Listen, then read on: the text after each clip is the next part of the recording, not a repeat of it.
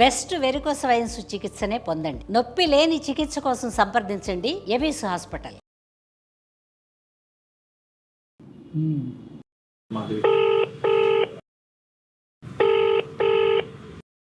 Hello, hello. Venugopal గారా? వేణుగోపాల్ అండి మాట్లాడేది. ఎవరండి? నేను జయానండి, సుమన్ టీవీ అందమైన జీవితం అనే ప్రోగ్రామ్ నుంచి కాల్ చేస్తున్నాను. నాతో పాటు డాక్టర్ కళ్యాణ్ చక్రవర్తి గారు కూడా ఉన్నారు. Thank you so much madam, మీరు అసలు కాల్ చేస్తారనుకోలేదు. డెఫినెట్ గా మేము ప్రతి ఒక్కరికి ఆన్సర్ చేస్తాము. అయితే కళ్యాణ్ గారు కూడా ఉన్నారు కాబట్టి ఒకసారి మీరు మాట్లాడండి, మీ సమస్య ఏంటో. Hello yeah. సార్, నమస్కారం సార్. చెప్పండి నాన్న, ఏంటి సమస్య? నమస్తే నాన్న. సార్, నా బాధ మీకు ఎలా చెప్పుకోవాలి అర్థం కావట్లేదు సార్. నా వైఫ్ తో నాకు కొంచెం చాలా బాధ అయిపోతుంది సార్, ఇంట్లో ఇబ్బంది అయిపోతుంది. అయ్యయ్యో.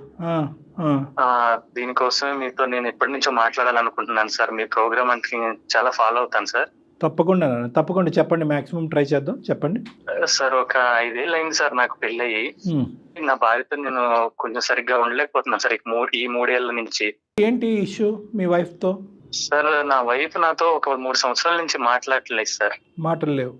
చిన్న పాప ఉంది సార్, మాకు ఒక 2 ఏళ్ల పాప. ఒకే ఇంట్లో ఉంటున్నారా? ఒకే ఇంట్లో ఉంటున్నాం సార్, కానీ ఎడమొహం పెడమొహంగా ఉండాల్సి వస్తుంది సార్. మీరేం చేస్తుంటారు, తనేం చేస్తుందండి? నేను ఒక ప్రైవేట్ కంపెనీలో హెచ్ఆర్ జాబ్ చేస్తాను సార్. ఓకే. వైఫ్ ఏం తను చేస్తారండి? House wife madam. Okay okay. అంటే ఏదైనా బేసిక్ డిస్కషన్స్ ఉంటాయి కదా, ఒక వైఫ్ అండ్ హస్బెండ్ అంటే కనుక ఇల్లు ఎలా నడపాలి, ఈ ఖర్చు ఆ ఖర్చు, పిల్లల్ని ఎలా చూసుకోవాలి, ఇవన్నీ మాట్లాడుకుంటారా? అవి కూడా మాటలు లేవా? అవి కూడా ఏం లేదు సార్. తను ఎప్పుడైనా ఇంటికి ఎవరైనా చుట్టాలు వస్తే మాట్లాడుద్ది నాతో. కొంచెం వాళ్ళ ముందు ఏదో మెప్పు కోసం మాట్లాడుతుంది అంతే సార్. Okay okay. మరి పాపని ఎట్లా మేనేజ్ చేస్తున్నారండి? ఇద్దరు కలిసి తీసుకోవాల్సిన నిర్ణయాలు కొన్ని ఉంటాయి కదా.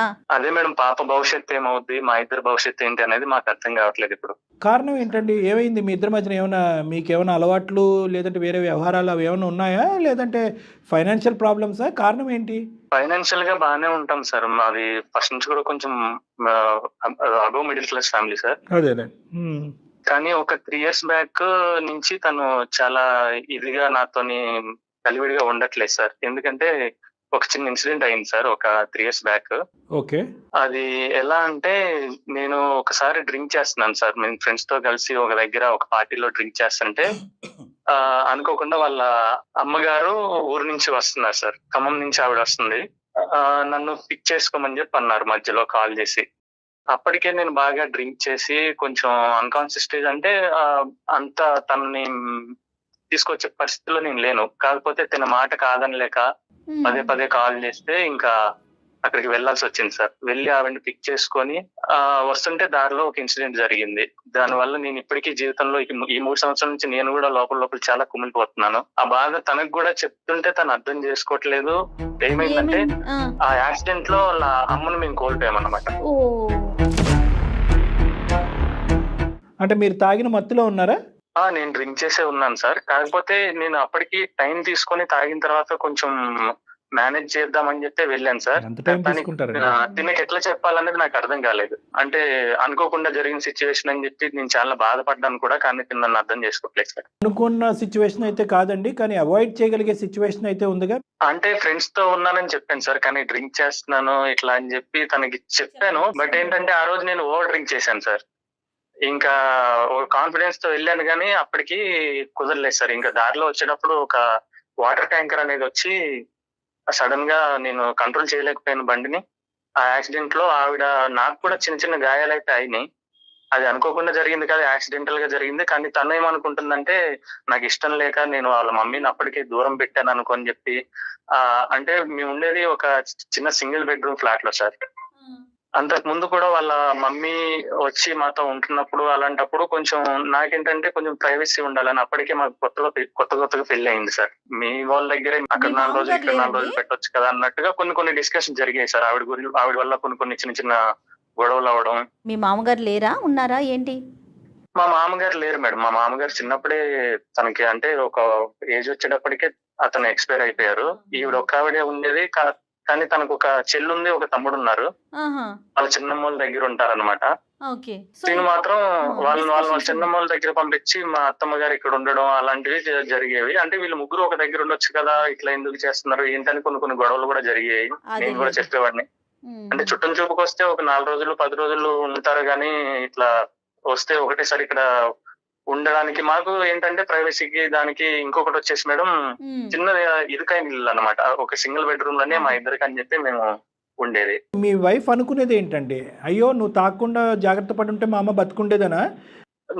నచ్చట్లేదు కాబట్టి నువ్వు మా అమ్మగారిని అలాగా అమ్మో, చేసావు, నీ వల్లే మా అమ్మగారు చనిపోయారని.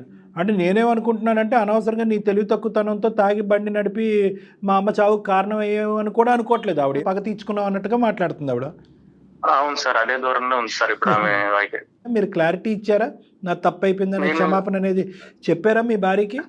నేను అప్పుడు చాలా బాధపడ్డాను సార్. అప్పటి నుంచి అదే బాధ నేను కూడా అనుభవిస్తున్నాను. తనకి ఎంత చెప్దాం అనుకుంటున్నా సరే తను మాత్రం ఇంకా అదే మనసులో పెట్టుకొని కోపం మీదే ఉంది సార్. ఇంకా అయ్యో, సో అదే కారణమా మీ ఇద్దరు మాట్లాడకపోవటానికి? అంతేనా, ఇంకేమైనా ఉన్నదా?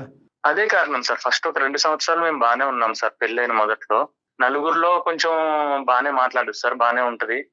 కానీ ఎవరు లేనప్పుడు, ఇప్పుడు ఇంటి దగ్గర మేమిద్దరం ఉన్నప్పుడు మాత్రం తను దూరం పెడుతుంది సార్. పెళ్ళి ఎంతకాలం అయింది సార్? 5 ఏళ్ళు అవుతుంది సార్. ఫస్ట్ 2 సంవత్సరాలు చాలా బాగున్నాం సార్. ఇద్దరం ఫ్యూచర్ గురించి వాటి గురించి అన్ని బాగానే ప్లానింగ్ చేసుకుని మంచిగా లైఫ్ లీడ్ చేద్దామని అనుకున్నాం సార్. మరి సొంత తల్లిని అత్తగారిని చంపే లెవెల్ కి భర్త వెళ్ళిపోతారని అండర్స్టాండింగ్ ఎలా వచ్చిందండి ఆ అమ్మాయి? మరి అంత దారుణం. ఇక్కడ ఈ అమ్మాయి హత్య లెక్కన మాట్లాడుతుంది, యాక్సిడెంట్ లెక్కన కాదు. నేను ఇందాక ఏమన్నాను, this could have been avoided అన్నాను. అంటే అక్కడి వరకు మీ తప్పు ఉంది, కానీ ప్రత్యేకంగా వెళ్ళి ఆవిడ తల తీసుకెళ్ళి ట్యాంకర్ కింద పెట్టారు అన్నట్టుగా మాట్లాడితే అది చాలా భయంకరమైన అపవాదం. అది జీవితాంతం అది మనం కడగలేనటువంటి ఒక పెద్ద నింద అది మీ నెత్తి మీద. ఇలా మాట్లాడుకోవట్లేదు, కలిసి ఉండట్లేదు అనేది మీ ఫ్యామిలీ మెంబర్స్ తెలుసా? అది మా అమ్మగారికి నాన్నగారికి తెలుసు సార్. కానీ వాళ్ళు ఎంత కన్విన్స్ చేసినా సరే తను కన్విన్స్ అవ్వట్లేదు సార్. అంటే మేమిద్దరం తప్ప వేరే వాళ్ళు ఎవరున్నా సరే తను బానే ఉంటుంది సార్. ఇద్దరం ఉన్నప్పుడు కొంచెం చిరాగ్గా ఏమన్నా పిల్లలతో, ఇప్పుడు పాపని మామూలుగా ఆడిస్తున్నప్పుడు నాతో ఆడనివ్వకుండా చేస్తుంది. ఒక్కోసారి ఏమన్నా సరుకులు కావాలి అని అంటే ఒక చీటీ రాసి అక్కడ పెట్టేస్తుంది. బయటకు వెళ్ళటాలు, ట్రిప్పులు, టూర్లు, సినిమాలు, మాల్స్ ఏమీ లేవు, మాటలే లేవు సార్. చిన్న పాప జీవితం ఏమైపోద్ది, ఉండే కొద్ది ఇలాగే ఉంటే ఇంకో 30 సంవత్సరాలైనా తను ఇలాగే ఉంటదేమో ఏంటో అని చెప్పి భయం వేసి నేను మిమ్మల్ని సంప్రదించాను సార్. మరి మీ లైఫ్ అంటే భార్యాభర్తల జీవితం అది కూడా లేదు సార్ ఈ 3 ఏళ్ల నుంచి. ఏం పేరండి? తన పేరేంటి? పద్మ సార్. మరి ఒకసారి మాట్లాడదామండి. నాకు నా భార్య, నా కూతురు ఇద్దరు మాత్రం నాకు కావాలి మేడం. వాళ్ళతో నేను చాలా ఆనందంగా జీవితం గడుపుదాం అనుకున్నాను. ఒకసారి అంటే మనం మాట్లాడదాం. మీరు చేస్తే ఎలాగ ఆవిడ ఎత్తారు కాబట్టి జయ గారు కాంటాక్ట్ చేస్తారు, కాన్ఫరెన్స్ తీసుకుందాం. కానీ ఇక్కడ ఏంటంటే 2 ప్రాబ్లమ్స్. ఒకటి, ఆ అమ్మాయి ఇప్పటికీ కూడా పూర్తి స్థాయిలో ఆ షాక్ నుంచి తేరుకుందో లేదా. ఎందుకంటే తల్లి అయినా తండ్రి అయినా తల్లిగానే భావిస్తూ ఇంతకాలం కాలం అయితే నడిచింది. ఈ అనుకోని పరిస్థితుల్లో అనేటటువంటి అంశాన్ని ఇప్పటికీ ఆ అమ్మాయి జీర్ణించుకున్నట్టుగా అనిపించట్లేదు. ప్లస్ మిగతా ఇంకో అమ్మాయి అబ్బాయి కంటే ఈ అమ్మాయి మీద విపరీతమైన ప్రేమ, ఇది ఒకటి. నెంబర్ 2 ఏంటంటే కనుక ఆ అమ్మాయిలో ఫస్ట్ది అయితే కనుక సహజంగా మనం అర్థం చేసుకునేటటువంటి ఒక బాధ. రెండో బాధ ఏంటంటే భర్తే హంతకుడు అన్నట్టుగా చూసేటటువంటి ఆలోచన శైలిని, అదొక భ్రాంతి, ఒక అభూత కల్పన. అది మనకు అర్థమయ్యేంత వరకు అది ఎలాగా అనేది ఇక్కడ చాలా క్లిష్టమైనటువంటి సమస్య. ఎందుకంటే అది తీయకపోతే కనుక మీ రిలేషన్షిప్ ఇలా ఉన్నా ఇలా ఉండకూడదు, అంటే ఇలా కూడా ఉండకూడదు. ఆ బిడ్డ గురించి ఏంటంటే మీ ఇద్దరు ఇలా ఉండకూడదు. It is better that you both think about other ways of getting away from this problem. అంతేగాని ఈ మౌనవ్రతం అనేది ఇన్ని సంవత్సరాల పాటు నడపడం అనేది కష్టం. సో 2 ఛాలెంజెస్ ఉన్నాయి అని నేను అనుకుంటున్నాను. ఫస్ట్ ఆవిడ ఏ మెంటల్ స్టేట్లో ఉన్నది అనేది మనం తెలుసుకోవాలి ఫస్ట్, వెరీ ఇంపార్టెంట్. అది నన్ను చూస్తే చాలా ఇరిటేట్ అవుద్ది సార్. ఇరిటేట్ అయ్యింది. దానివల్ల నేను చాలా మానసిక క్షోభ అనుభవిస్తున్నాను సార్. అదే ఇద్దరు ఎనిమీస్ ఒకే ఇంట్లో ఉన్నట్టుగా ఉంది. ఇది ఎనిమీ నెంబర్ 1 అయ్యారు మీరు అమ్మాయికి. నెంబర్ షేర్ చేయండి ఒకసారి, అప్పుడు మేడం కాన్ఫరెన్స్ కాల్లో తీసుకుని మిమ్మల్ని యాడ్ చేస్తారు. ఓకేనా? పంపిస్తున్నాను సార్, ఇప్పుడు పంపిస్తున్నాను.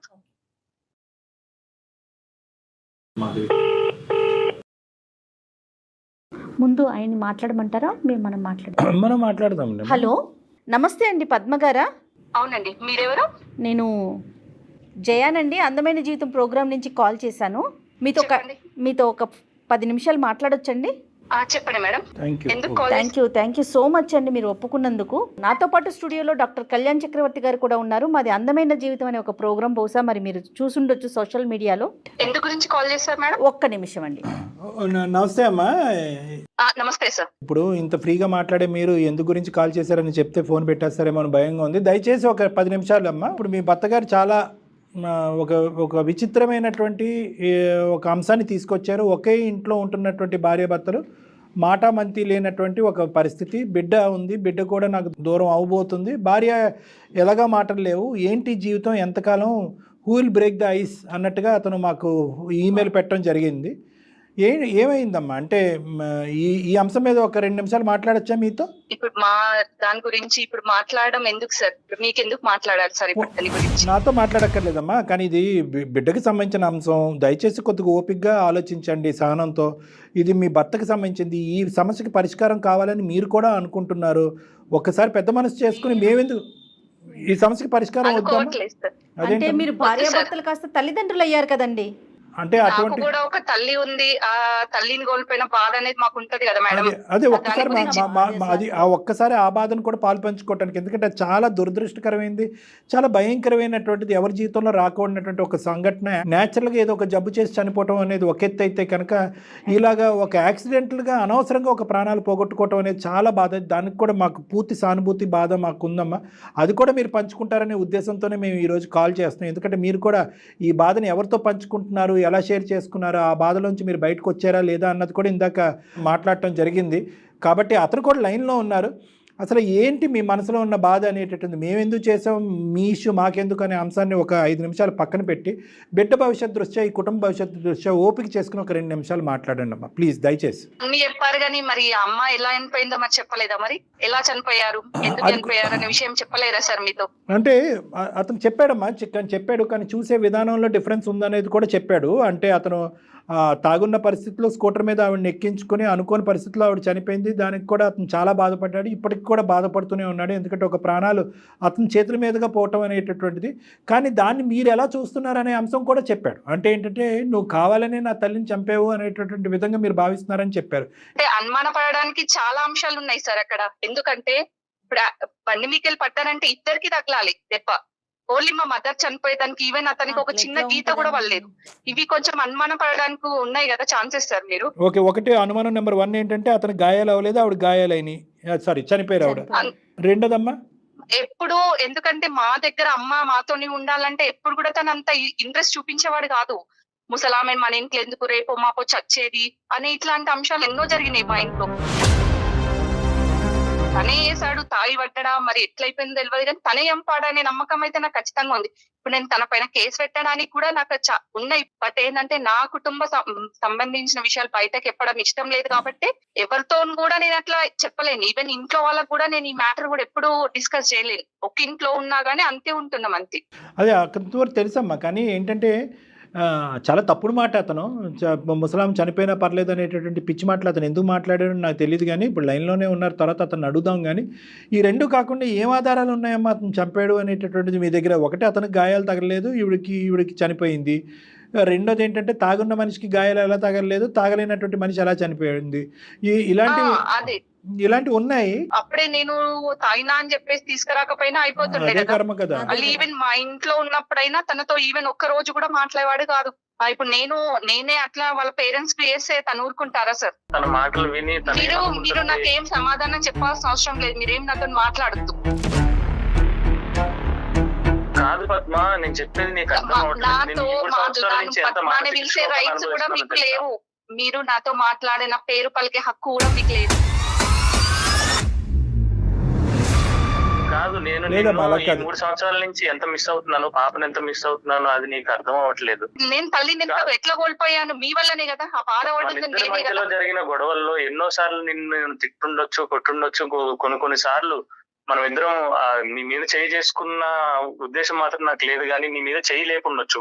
కొన్నిసార్లు నిన్ను ఎప్పుడు కొట్టింది కూడా అది ఒకటే కాదులే. ఇప్పుడు తల్లి మీ అమ్మ ఎప్పుడు చచ్చిపోద్దన్న మాట కూడా అన్నారంట కదా, అది ఆవిడకి బాగా లోతుగా దిగింది. లేదు సార్, ప్రతిసారి ఇంట్లోకి రాగానే ఎందుకు వచ్చింది, ఎందుకున్నది, మన ఇద్దరి మధ్యలో జరిగే విషయాల్లో తను వస్తే మాత్రం నేను ఒక్కొక్కసారి నోరు జారి ఏదైనా అనుండొచ్చు, కానీ అంత కోపమే లేదు నాకు. చంపేసే స్థాయి వరకు వెళ్ళిపోద్దమ్మా ఆలోచన.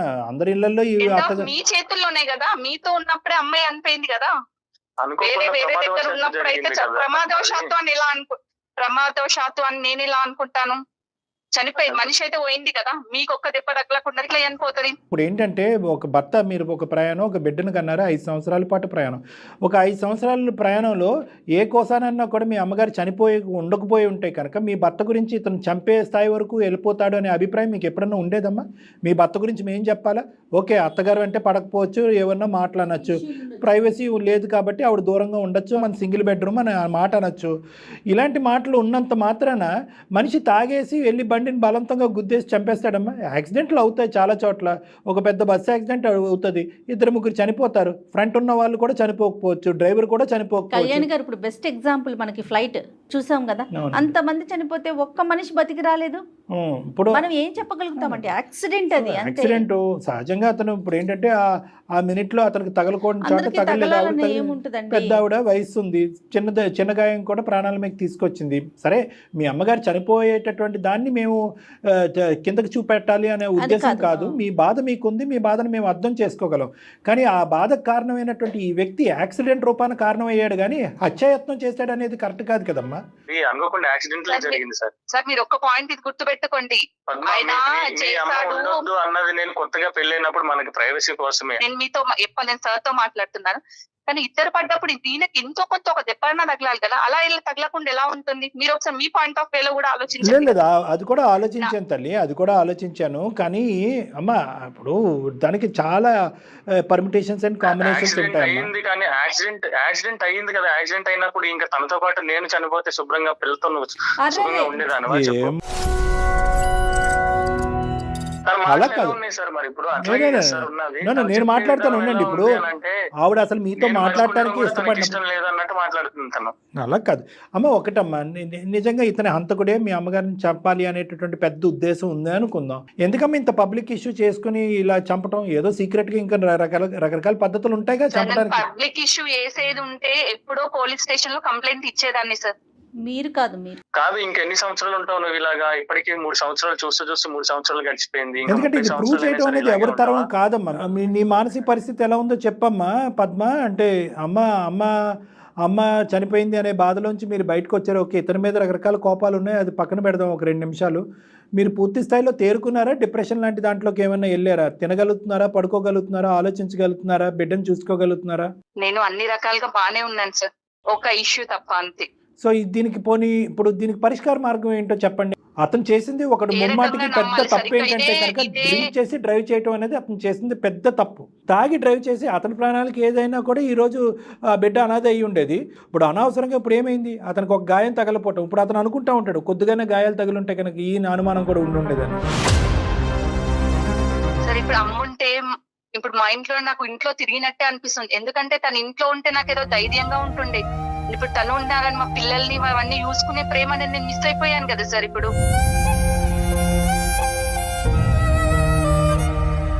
ఆ ప్రేమనైతే తను తిరిగి తీసుకురాలేడు కదా. అంటే నాకున్న ఒక అభిప్రాయం అయితే నేను చెప్తానమ్మా, దాన్ని నువ్వు ఎంతవరకు ఏకీభవిస్తావు అనేది నాకు తెలీదు. తర్వాత వేణు ఏం చెప్తాడో అనేది వినండి, కానీ ఫస్ట్ నేను చెప్పేది వినండి.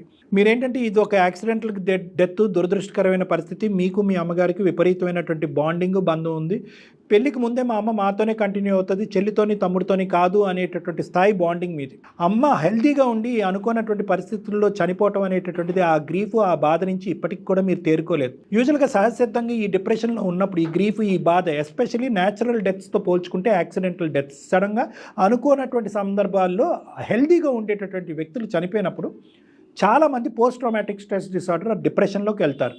అది సహజ సిద్ధమైనటువంటి ఒక మానసిక పరిస్థితి. అలాంటి వాళ్ళు యూజువల్గా ఏంటంటే ఆ డిప్రెషన్లోకి వెళ్ళిన తర్వాత దానికి సంబంధించినటువంటి కారణాలు, నాకే ఎందుకు ఇలా అయింది, మా అమ్మకే ఎందుకు ఇలా అయింది, నా జీవితంలో ఎందుకు ఉంది, నా కుటుంబం, ఇలాంటి ఆన్సర్ లేనటువంటి, సమాధానం లేనటువంటి ప్రశ్నలతో చాలా ఒక భయంకరమైనటువంటి మానసిక పరిస్థితిలోకి వెళ్ళిపోతారు. అటువంటి క్రమంలో కొన్ని గుర్తుకు రాకూడనటువంటి అంశాలు సహజ సిద్ధంగా గుర్తొస్తాయి. ఉదాహరణకి వేణుగోపాల్ అన్నటువంటి మాట, మీ అమ్మ మా ఇంట్లో ఉండటానికి లేదు, ఆ ముసలావిడ ఎందుకు, ఆ పెద్దావిడ ఎందుకు అని చెప్పి ఏదైతే వాగ్దానం పెళ్లికి ముందు అతను మీకు ఇచ్చాడో, మీ అమ్మ మాతో పాటు కంటిన్యూ అవుతుంది అనే మీ కండిషన్కి ఒప్పందం చేసుకున్నాడో, ఆ తర్వాత అతను ప్లేట్ ఫిరాయించి ఇలా రకరకాల మాట్లాడటం అనేటటువంటి సందర్భానుసారం మాట్లాడటం అనేది మీకు జ్ఞాపకాలు వచ్చినాయి. దానికి తోడు మధ్యలో అతను కోపంతో అవనియండి, లేదంటే అనాలోచితంతో అవనియండి, చనిపోతే బాను, ఆవిడ ఎందుకుంది, పెద్ద ఆవిడ, ఇలాంటి మాటలు అనేటప్పటికీ మీరు ఉండేటటువంటి బాధకి అతను అన్నటువంటి మాటలకి ఒక లింక్ ఏర్పడి మ్యాచ్ చేసుకుని ఇదిగో నా లోపల ఉన్నటువంటి ఈ సందిగ్ధ పరిస్థితికి ఏర్పడినటువంటి ప్రశ్నలకి సమాధానం దొరికింది నా భర్తే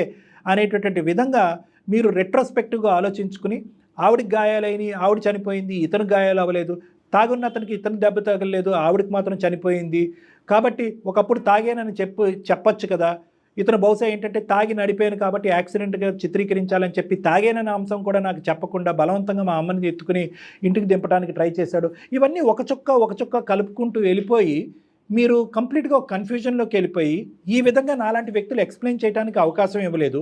దానికి తోడు మీ చుట్టాలు ఎవరైతే ఉన్నారో అవును అదేంటి అతనికి దెబ్బలు తగలకుండా మీ అమ్మ చనిపోవటం ఏంటి ఇలా మాట్లాడేటప్పటికి మీ బ్రెయిన్ అంతా పొల్యూట్ అయిపోయి ఈ మీ భార్యాభర్తల మధ్యన ఉండేటటువంటి ఈ వారధ అనేటటువంటిది రోజు రోజుకి పెరుగుతూ పోయింది అనేది నా అభిప్రాయం. పద్మ, నీకు మాత్రం నేను ఒకటే చెప్పాలనుకుంటున్నాను. నేను చెప్పాలనుకుంటుంది ఏంటంటే ఆ రోజు జరిగింది మొత్తం ఉద్దేశపూర్వకంగా జరిగింది కాదు, ప్రమాదవశాత్తు యాక్సిడెంటల్లీ జరిగింది అంతే. అది ఎట్లా అయింది అనేది నాకు తెలియదు, కానీ ఇప్పటికీ నాకు అది గుర్తులేదు.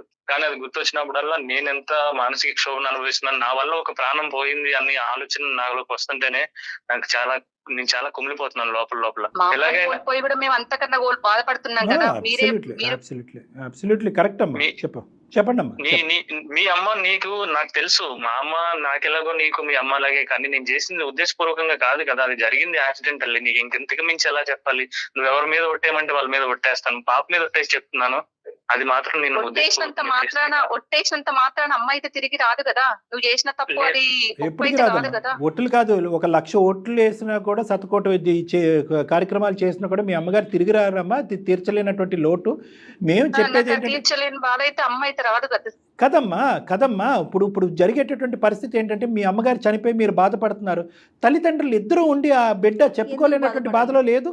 తల్లిదండ్రులు ఇద్దరు కళ్ళెదురుకుంటా కనిపించారు, మీ అమ్మగారు పోయారు. 3 సంవత్సరాల పాటు ఇంట్లో ఈ మౌనవ్రతం వల్ల ఎంత చంటిబిడ్డ, ఎంత మానసిక క్షోభ.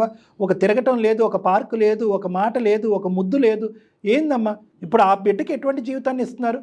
మీరు తల్లిని దురదృష్టం కొద్దీ పోగొట్టుకున్నారు, దాన్ని మన మీ తల్లిని తిరిగి తీసుకురాలేవు. మీ బిడ్డ ఏం పాపం చేసింది ఇటువంటి వాతావరణాన్ని క్రియేట్ చేస్తున్నారు? ఈరోజు మా వేదిక వరకు వచ్చి మీరు ఫోన్ కాల్ చేయడం అనేది ఇద్దరు అదృష్టవంతులే. దానికి మించినటువంటి అదృష్టవంతురాలు ఆ బిడ్డ. అట్లీస్ట్ ఇప్పటికైనా ఐస్ బ్రేక్ అయ్యి నిజాలు బయటకు వచ్చి మీరిద్దరు మాట్లాడుకుంటున్నారు. అట్లీస్ట్ ఇలా మాట్లాడుకుంటే అనుమానాలు క్లియర్ అయ్యి ఉండేవి. మా వరకు కూడా అవసరం లేదు. ఒక ఆలోచన రావటం, దానికి ఫిక్స్ అయిపోవటం, నువ్వు చంపేవు అంతే. ఇంకంతే అంటే ఇంకెవరేం మాట్లాడతారు?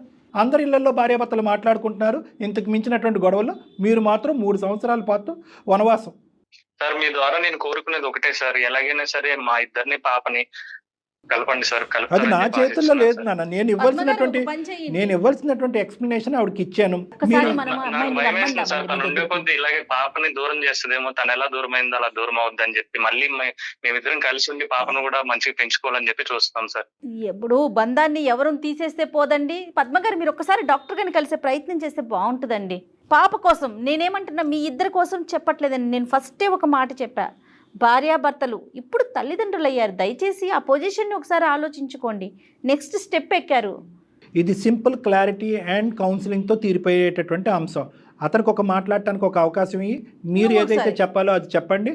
ఒక మధ్యస్థుగా నేను ఉంటాను, నా దగ్గరికి మీరు ఇద్దరు రండి, మొత్తం అన్ని అనుమానాలు కూడా పటాపంచలు అయిపోతాయి. ప్రాబ్లమ్ని సార్ట్ అవుట్ చేద్దాం. దయచేసి ఆలోచించండి. మీరు ఎప్పుడు రమ్మన్నా నేను వస్తాను సార్, కంపల్సరీ.